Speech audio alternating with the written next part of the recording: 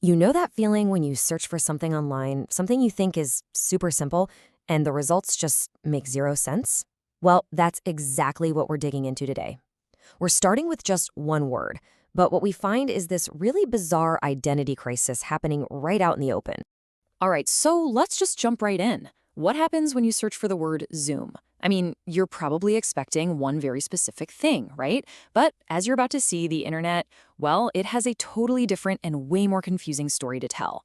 Okay, first result that pops up, Promo Zoom Meeting Pro. And you're thinking, yep, that's what I was looking for. This makes perfect sense. It's the video conferencing software we all know. But seriously, don't get too comfortable, because this is where things start to get weird. Because right below that, you see this, a Zoom H2N handy recorder, and you have to do a double take. Wait a minute. That's not software, that's a thing. It's a physical device, a piece of hardware you can actually hold. So yeah, our simple little search is already off the rails. And just to make things even crazier, we get results like this. Rent a webinar for 500 participants. So now we're back to it being a service, but you're renting it by the day? So what is the deal? What even is Zoom at this point? All right, so this is our mission for today. We're going to take a simple search for Zoom, and we're going to try to make sense of this absolute digital chaos. And really, this is the whole problem right here. That one little word, Zoom, it doesn't just give you a clean, simple answer. No. Instead, it just drops you right into this bizarre world of contradictions, where software and hardware and even rental services are all jumbled together under the exact same name. Okay, so let's follow this rabbit trail into the online marketplaces. Because this is where the identity crisis really goes into overdrive, especially when you start looking at some of the biggest e-commerce sites in Southeast Asia. So get this, on just one website, Blibly.com, you can apparently rent a Zoom meeting for about 15,000 rupiah a day. That's like $1. But right next to that, you can buy a Zoom podcast mic pack for almost 1.4 million rupiah. And then there's a multi-track recorder for almost 8 million. I mean, the prices and the actual products, they're just all over the map. And this table just lays it out so clearly. You've got these two totally different identities fighting for the same name. On one side, Zoom is this service you can rent for super cheap. And on the other, it's a physical product you buy for a price tag that's hundreds, sometimes thousands of times higher. It's nuts. So this really gets to the heart of the mystery, right?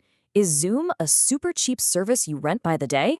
Or is it a pricey piece of gear you buy outright? The online marketplace seems to be screaming that it's both, which, of course, makes absolutely no sense. But then we get a breakthrough. After digging through all these product listings, we finally find a real clue. A clue that's going to help us unmask the other Zoom.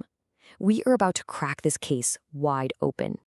And there it is. Tucked away in some of the fine print and on these official store pages, we find a different logo and a different website, zoomcorp.com.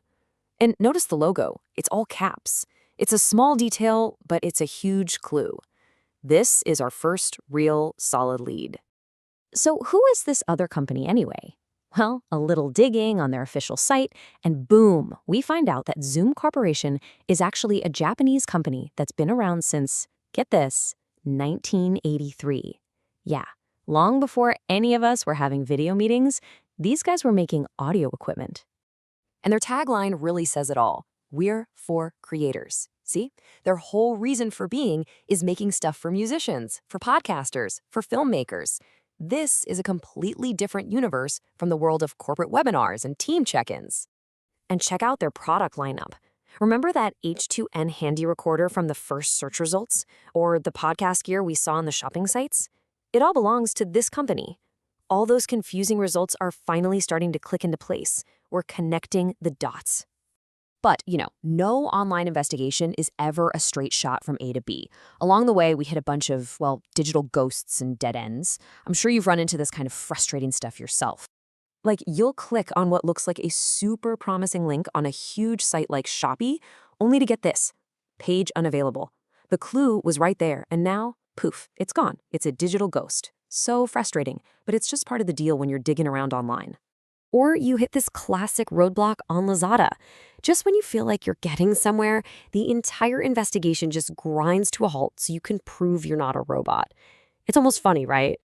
And then there's this really weird thing. You find multiple search results that all look different, but they all lead to the exact same totally useless Facebook login page. It's like this bizarre echo chamber of dead ends just repeating the same non-information over and over again. Okay, so let's pull all these threads together. In this last part, we're going to finally solve the mystery for good and talk about what this whole crazy search really tells us about the internet today.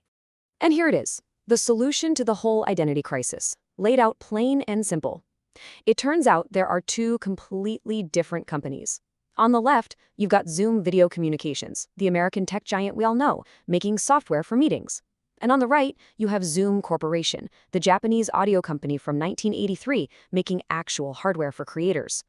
So what's the big deal here? Well, it's basically a brand collision. You have two totally unrelated companies that just happen to share a name, and it creates this super chaotic digital footprint. It doesn't just confuse us, the people searching, it confuses the search engines themselves. It's a wild example of how branding and just existing online can get incredibly messy. And that's really the big takeaway, isn't it? This isn't just some quirky story about a company named Zoom. It's a perfect little snapshot of what it's like to navigate the modern internet. It shows you just how easily a brand's identity can get all scrambled up online, and how much work it takes on our part to actually piece together what's real. Which really leaves us with one final question to think about. We're all swimming in this endless ocean of information, filled with crossed signals and digital ghosts. So the real question for all of us is, in the middle of all that noise, how do you find the signal?